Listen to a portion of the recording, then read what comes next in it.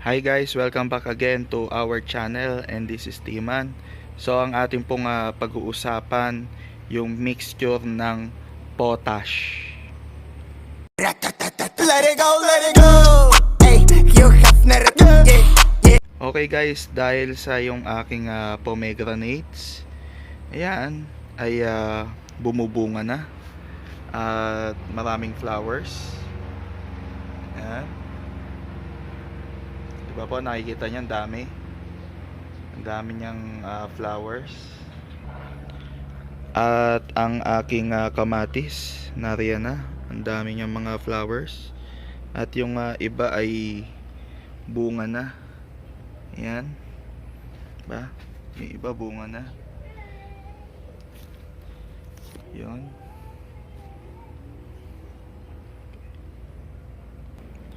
At syempre ang ating fig, FIG.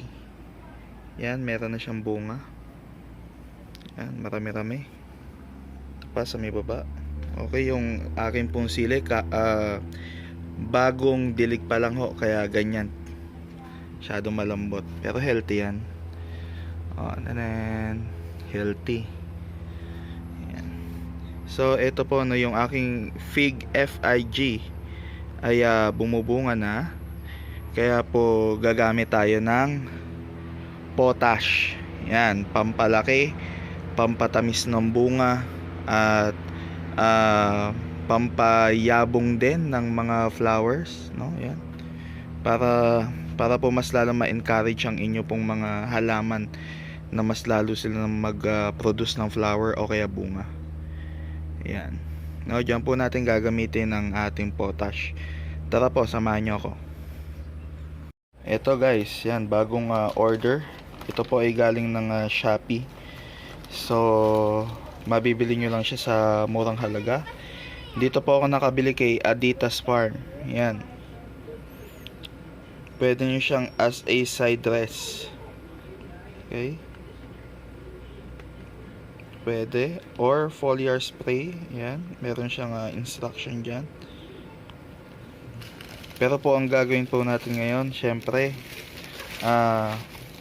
kailangan natin ng lata ng sardinas. Yan. Lalagay po natin dito. At syempre, kailangan din natin ng 16 liters na timba. Diyan po natin siya tutunawin.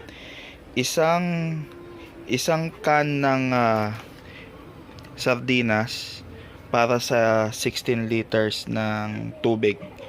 Yan. Ito po, ano, ganyan siya kapuno. So, ilalagay natin to dito. Yan. Ganda ng color, no? Yan ang potash.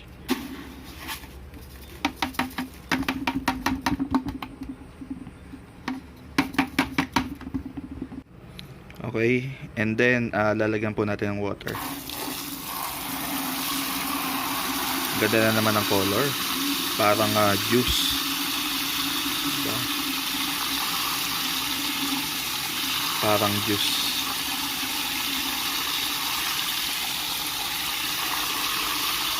Okay, kung bago ka pa lang po sa aming pong channel, hinihikayat po namin kayo na mag-subscribe. Dahil po dito po sa aming pong channel, marami po kayong matututunan.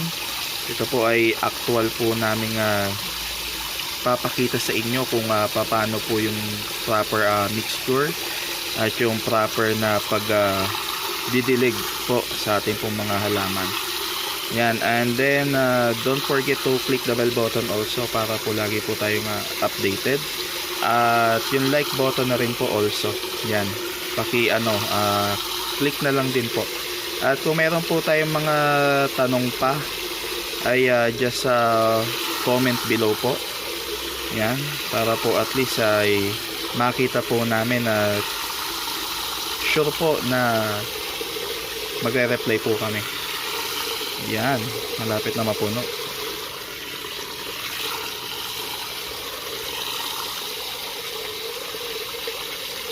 Ayan, at eto na siya kapag puno na ng water. And then ngayon po gagawin natin ay hahaluin na natin siya. Ang ganda ng color, no? Parang juice. Okay.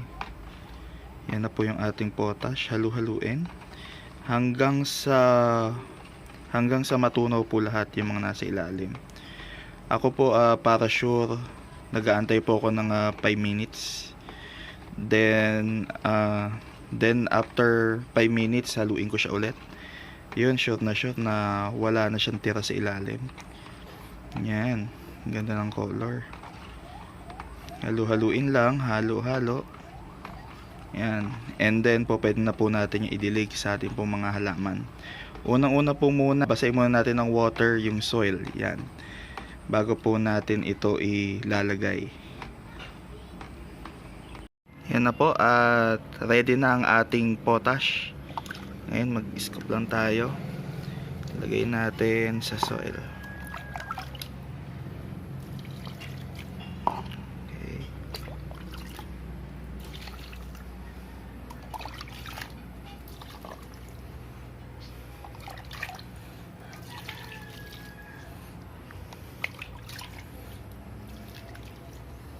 Yan po ay sa fig.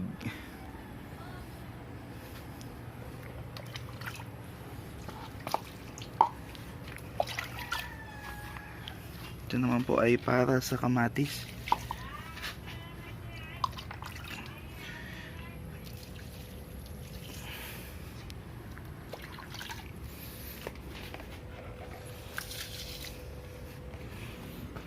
Okay. Actual po na pagdidilig to.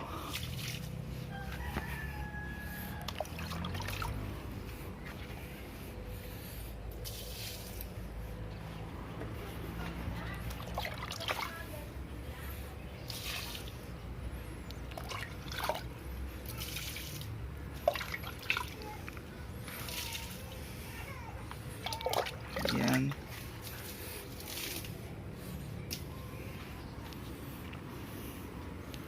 Yan po yung actual po natin ng pagdidilig.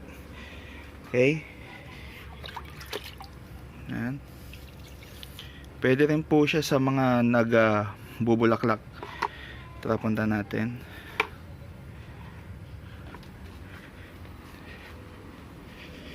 Bubulaklak. Tulad nyan. Maglagay tayo.